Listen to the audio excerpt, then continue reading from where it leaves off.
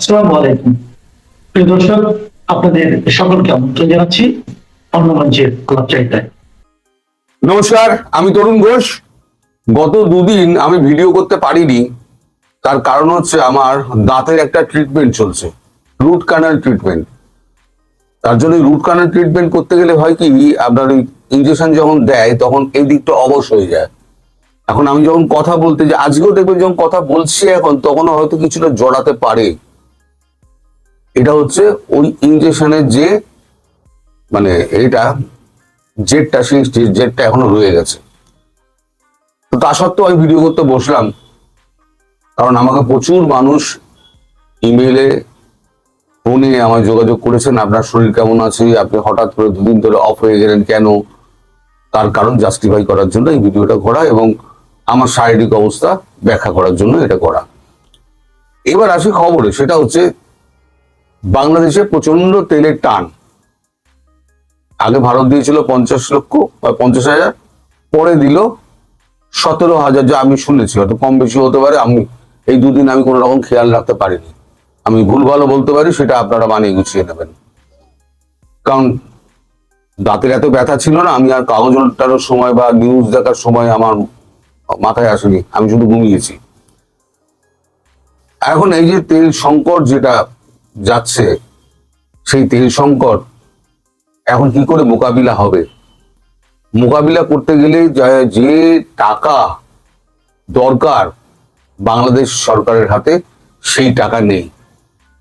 যতই বাংলাদেশের সরকার মানুষকে বোকা বানানোর জন্য উল্টো পাল্টা ভুলভাল বকুন না কেন, বাংলাদেশ সরকার যে টাকা দিয়ে তেল কিনবে সেই টাকা তাদের ফান্ডে নেই। ডক্টর ইউনূস চলে যাওয়ার পর তিনি দেখিয়ে গিয়েছে যে আমি প্রচুর টাকা রেখে গেলাম, আসলে কোনো দেনা তিনি মেটাননি, সব দেনা তিনি রিজার্ভে রেখে দিয়েছিলেন, দেনার টাকা না মিটিয়ে দিয়ে দেখিয়েছেন আমি এত লক্ষ বিলিয়ন ডলার আমি টাকা রেখে গেলাম। আদৌ তা নয়, উনি ভাড়া শূন্য করে গিয়েছেন। এখন সেক্ষেত্রে তারেক রহমানের পক্ষে দেশ চালানো খুব মুশকিল। একটা দেশে টাকা না থাকলে, আপনার সংসারে টাকা না থাকলে আপনি দেশ চালাবেন কি করে?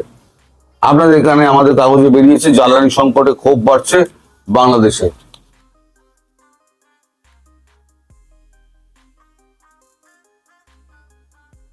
তো আমি কাগজটা পড়েছি, পড়ে দেখলাম যে দীর্ঘ দীর্ঘ লাইন, আমার কাছে ছবি এসছে, অনেকেই ছবি পাঠিয়েছেন। বাইক, পেট্রোল পাম্পের সামনে লাইন দিয়ে বাইক লাগিয়ে শুয়ে আছেন, কখন তেল আসবে সেই তেল 2 লিটার করে হয়তো পাবেন। এবং যতটা শুনলাম যে নড়াইলে বোধহয় ট্রাকে পিছিয়ে একজনকে বোধহয় মেরেই দিয়েছে ক্ষোভের চোটে। এখন মানুষ তেল না পেলে, গ্যাস তো নেই, ছেড়ে দিন, গ্যাসের কথা ছেড়ে দিন, তেল না পেলে এখন মানুষের দুর্দশা কি হয় সেটা কিন্তু আমরা গ্যাসের জন্য হাড়ে হাড়ে ভুগছি। আমাদের তেল যথেষ্ট আছে, আমাদের কোনো পাম্পে কিন্তু এখন আর মানে তেলের জন্য কোনো লাইন দিতে হয় না, আমাদের কোনো রেশনিং সিস্টেম নেই, আমাদের যথেষ্ট তেল আমদানি হচ্ছে এবং তেল আমাদের যথেষ্ট পাম্পে রয়েছে। আগে গ্যাসের একটা সমস্যা ছিল, সেদিনকে দেখলাম গ্যাসের সমস্যা অনেকটা মিটে গিয়েছে, কারণ গ্যাসের ট্যাঙ্কার গুলো আসতে শুরু করেছে। যদিও ভারতবর্ষ এখন ইরানের সঙ্গে একটা অ্যারেঞ্জমেন্ট করেছে, গন্তব্য গুজরাট, আসছে ইরানের তেলবাহী জাহাজ। ইরানের সঙ্গে একটা অ্যারেঞ্জমেন্ট করেছে যে আমরা জাহাজ পাঠাবো না, আপনারা আপনাদের জাহাজ দিয়ে আমাদের এখানে গুজরাটে পাঠিয়ে দিন, গুজরাট উপকূলে পাঠিয়ে দিন, তাহলে আমরা আপনাদের থেকে তেল কিনবো, ক্যাশ পয়সায় কিনবো। এখন ইরানের টাকার দরকার, ইরান এখন চীনের পাশাপাশি ভারতকেও এখন প্রচুর পরিমাণে তেল দিচ্ছে, কিন্তু গ্যাস আসবে কোত্থেকে? গ্যাস তো আসবে কাতার থেকে, কাতারের তো সব তো 12টা বাজিয়ে দিয়েছে। এখন যা ভেঙেছে কাতারের গ্যাস প্ল্যান্ট গুলো, সেগুলোকে সারাতে গেলে এখন 5 বছর দরকার। সুতরাং ভারতবর্ষের উন্নত খোঁজ করতে হচ্ছে এবং নিজের যে গ্যাসের ভান্ডার রয়েছে সেই ভান্ডার থেকে গ্যাস উত্তোলন করতে হচ্ছে। এখন সেক্ষেত্রে বাংলাদেশকে কতটা তেল দেবে? দেখুন, বাংলাদেশের ব্যাপারটা আমি একটু আপনাদের বুঝিয়ে বলছি। আগে দিয়েছিল 50, তারপর দিল 17, কম বেশি হতে পারে। আমি আগেই বললাম যে আপনারা শুনবেন, যদি আমি ভুল বলে থাকি, কিন্তু আমার কাছে পাকা খবর আছে, যেটা আমি পড়েছিলাম আগে, আমি কাগজটা খুঁজে পাচ্ছি না।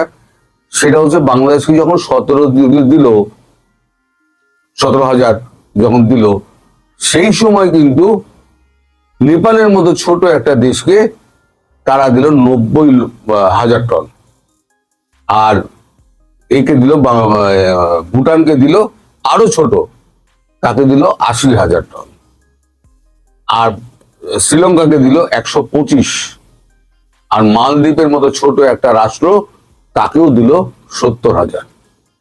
তাহলে এদেরকে যখন এত বেশি দেওয়া হচ্ছে, তাহলে বাংলাদেশের ক্ষেত্রে কেন মাত্র 17,000? প্রশ্নটা উঠতেই পারে। আসলে বাংলাদেশের মানুষ এত ভারত বিরোধিতা করেছে এবং ভারতের বিরুদ্ধে এত কথা বলেছে, ভারতের আধিপত্য মানব না। এখন ভারত কোনো কথা না বলে এইভাবে বোঝাচ্ছে যে আধিপত্য ভারত চিরকালই রাখবে, কারণ ভারতের উপরে বাংলাদেশ নির্ভরশীল।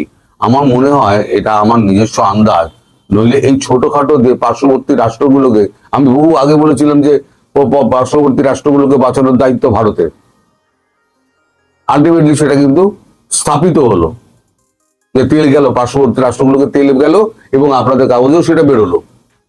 তো আমি দুদিন আগে বলি, দুদিন পরে ব্যাপারটা হয়। এই যে আমাদের এখানে যে তেল এখন যে তেলের সমস্যা নেই, তেল এখন অবাধ আছে, এখন ইরান থেকেও তেল আসছে, তাহলে এখন কি বাংলাদেশ তেল পাবে? বাংলাদেশের প্রধানমন্ত্রী তারেক রহমান, তার মতিগতি যদি সুবিধাজনক মনে না হয় ভারতবর্ষের, তাহলে কিন্তু বাংলাদেশকে ভারত ওই খাদ্য পণ্য, তেল, বিদ্যুৎ এই সমস্ত দিয়ে অস্থির করে তুলে ধরবে। এখন এই যে গন্ডগোলটা দেখছেন না, এই গন্ডগোলটা সবে শুরু। যদি এখানে এরপরে খাদ্যপণ্য বন্ধ যদি করে দেয়, যদি আপনার বিদ্যুৎ বন্ধ করে দেয়, এমনিতেই আপনাদের তেল নেই, আপনারা জেনারেটর চালাবেন কি করে? তার মধ্যে তো বিদ্যুৎ তো যা দিচ্ছে, যা প্রয়োজন তার থেকে অনেক কম, ফলে আপনাদের ওখানে প্রচন্ড লোডশেডিং হচ্ছে। মানুষ না পারছে খেতে, না পারছে রান্না করতে। রান্না করলে তো গ্যাস থাকলে তবে তো রান্না করবে, রান্না করতে পারছে না, খেয়ে খাওয়ার জন্য চাল ডাল পাচ্ছে না, তারপরে তো মাথার উপরে পাকা ঘুরছে না, মানুষ যাবে কোথায়? একদিন দেখবেন মানুষ হয়তো পথে নেমে যাবে। ভারতবর্ষ সেই দিনের অপেক্ষা করছে। আমার কথাগুলো কটু লাগতে পারে, কিন্তু ভারত বিদ্বেষী যারা আছেন না, তারা মর্মে মর্মে এখন ওই তেলের পাম্পের সামনে লাইন দিয়ে শুয়ে থাকুন, আর ওখানে বলুন যে ভারতবর্ষ বিরোধী যত স্লোগান আছে ওখানে দিন, দেখুন আপনারা তেল পান কিনা। আমার কথা হয়তো একটু জড়িয়ে যেতে পারে, ক্ষমা করবেন। আমার আবার বৃহস্পতি শুক্রবার দিন হয়তো আবার একটা হবে, এটা 5টা ডেট আছে, 5টা বিভিন্ন স্তরে, হয়তো আমার 2টো হয়েছে, আর একটা বৃহস্পতিবার দিন হয়তো শুক্রবার দিন একটা হতে পারে, সেদিনকে আমার অফ থাকবে, আমি করতে পারবো না, কারণ অবশ্যই থাকলে আমি কথা বলবো কি করে। তো এই কারণে আমি 2 দিন করতে পারিনি। আপনার সবাইকে এর জন্য আমি আমার পক্ষ থেকে আমি ক্ষমা চাইছি। এটা শারীরিক কারণে হয়েছে, এটার উপরে আমার কোনো হাত নেই। সবাই ভালো থাকবেন, সুস্থ থাকবেন এবং সাবধানে থাকবেন। নমস্কার।